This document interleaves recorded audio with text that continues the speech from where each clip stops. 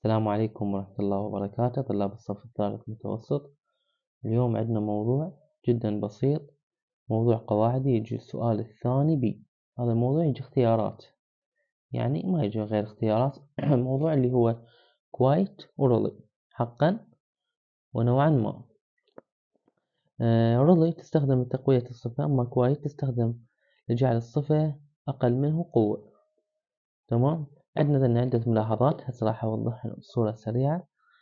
النقطة الأولى تقول إذا جاء فراغ بعد أدوات النكرة والتعريف أي أو أي أن نختار رضي. يعني إذا إجانا الفراغ بعد أدوات التنكرة، يعني وراء أدوات التنكرة أي والأي أن، تمام، راح نختار رضي. زين.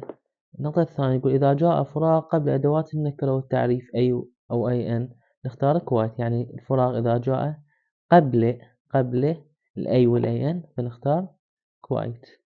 الملاحظة الثالثة تقول عندما نجد كلمة fast نختار رضي.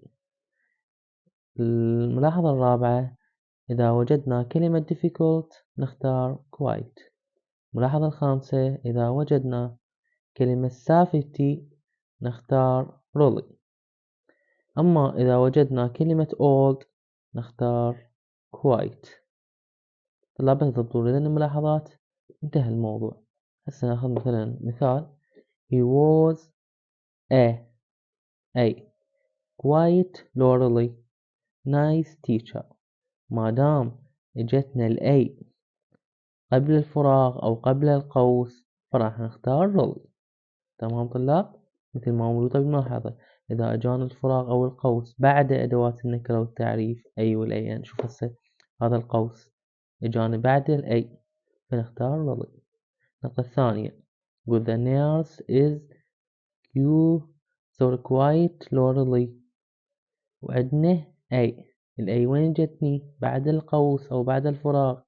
تمام. الفراغ وين جاني؟ قبل الأي فنختار quite. هنحل هذا التمرين حتى نفهم أكثر. شلون تجيني يا طلاب الامتحان؟ هم تجيني هيجي نقطة وبالأخير أو بالنص يعطيني اختيارات، أما رضي أو كويت، مثل ما معطينا هنا منطوق السؤال كويت أو رضي. هسه النقطة الأولى شو تقول؟ The panther فراغ fast. You have to be careful. ما دام لقيت كلمة fast وعندي هنا بالملاحظة شوفها، إذا وجدنا كلمة fast نختار رضي. إذا هسه شو نختار؟ راح نختار رضي. تمام طلاب. النقطة الثانية it has a فراغ. شوف الأي جتنا وين؟ قبل الفراغ. فراغ وين جانا؟ ورا الأي. وإذا قلنا الفراغ إذا جانا بعد الأي، شوف إذا جاءنا الفراغ بعد الأي، إذا جانا فشوفه بعد الأي والأي فش نختار؟ راح نختار أيضا رضي. تمام طلاب. النقطة الثالثة يقول I think this is فراغ A. شوف الفراغ وين جاني؟ قبل الأي أو الأي أن. إيش راح نختار إذا قبلها؟ راح نختار quite. تمام. النقطة الرابعة نقول the exam was difficult. شوف هاي الكلمة difficult خلي جواها خط. شوف الملاحظة، نرجع للملاحظات.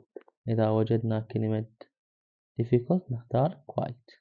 إيش راح نختار هنا؟ نخلي راح نختار quite. هذا الموضوع طلاب يجي اختيارات، يجيكم السؤال الثاني بي. تمام. وعليه درجتين جدا بسيط. شوف النقطة الخامسة. النقطة الخامسة كلش مهمة. يقول I think safety. شوف عندي كلمة safety. شوف safety، إذا وجدنا safety إيش راح نختار؟ رضي. I think safety is نختار رضي.